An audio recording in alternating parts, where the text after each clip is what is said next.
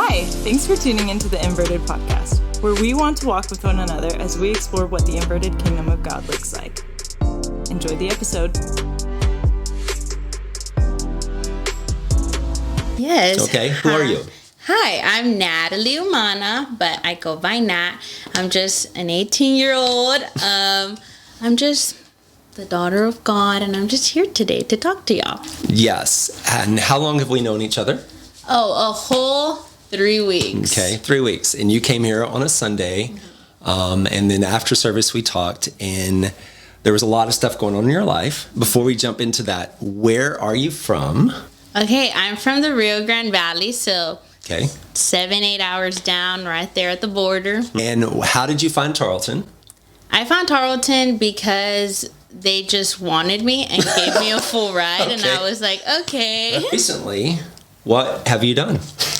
I have withdrawn from Tarleton, and I've decided to step into the calling of ministry. Okay, so you were getting a full ride, meaning everything was paid for.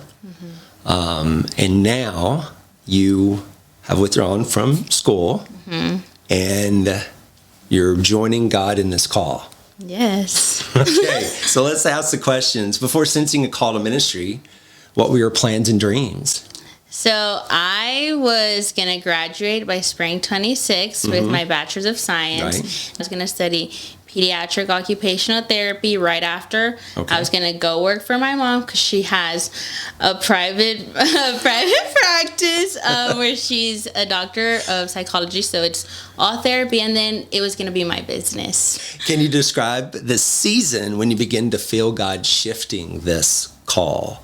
Yes. So I came to Tarleton, moved away from home, did not know anyone, did not know anything, and I was like trying to really like this major I had chosen, but it was kind of just blank. There was no fire, no desire there, and I just went into a really dark state, and I hit the lowest of lows, and Jesus met me right there. He sat with me, and he reminded me who he calls me to be. He calls me to be his child. He calls me to go make disciples, and he has met me.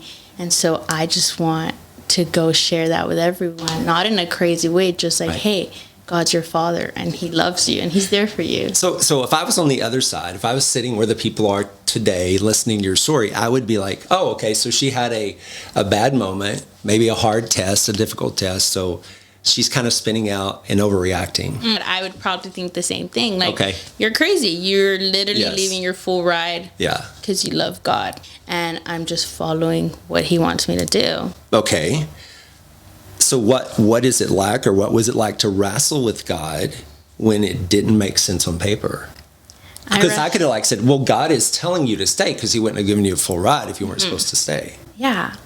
So it was a little hard, and that's what was keeping me from ministry. I literally got on Google, and I was like, therapy job that pays the most, occupational, okay, that's it. And so I was just doing it for the money, and I got the full ride. And so I was like, God, are you sure? Are you sure you really want me to walk away? Right. But he literally had to show me, worldly things do not matter. This perfect plan, this perfect step that I created for myself is literally nothing compared to the plan that God has for me and everybody. He has such great plans. He sees so much more than I could ever see, I could ever imagine. So why would I try to keep holding on to my plan when he has such a great plan for me? So what fears or doubts surfaced as you considered stepping away? And that's kind of where I met you, right? Yes. We're in the room 3 weeks ago, and you're like, I'm about to go home and share this with who? With my mom and my dad. Yes. Was that scary? It was scary because I was like, okay, I've been this perfect kid. I've been an honor roll kid. I got my full ride. I left the valley, made it out, did all this, had this plan. So when I had to tell them, hey, I'm leaving my full ride. Right. I don't know where I'm going. I don't know what I'm doing. I don't have money for any of this, but I'm doing it. Right. So it was really scary to think about, hey, like they're gonna be disappointed in me. Right.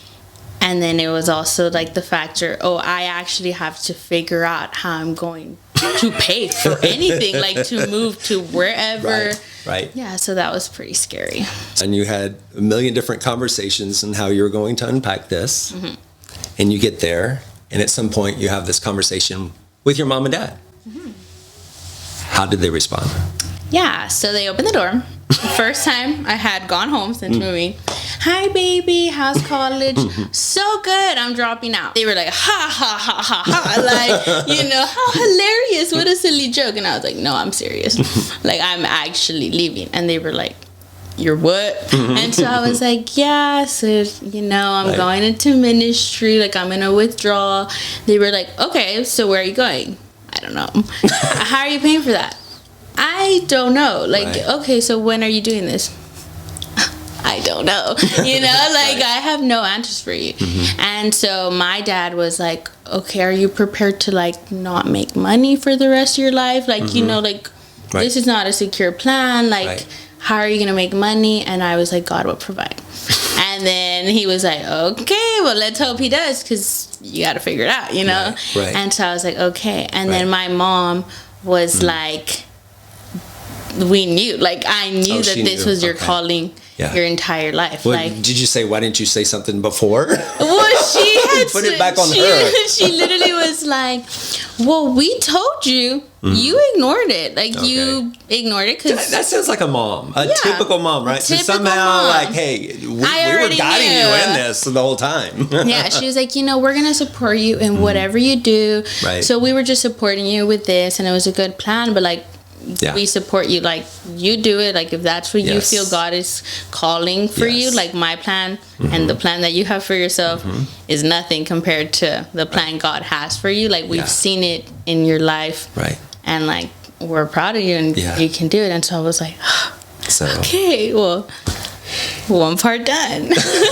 Now just figuring out the rest of your life, right? Yeah, just easy peasy. You know? At least mom and dad are behind you somewhat.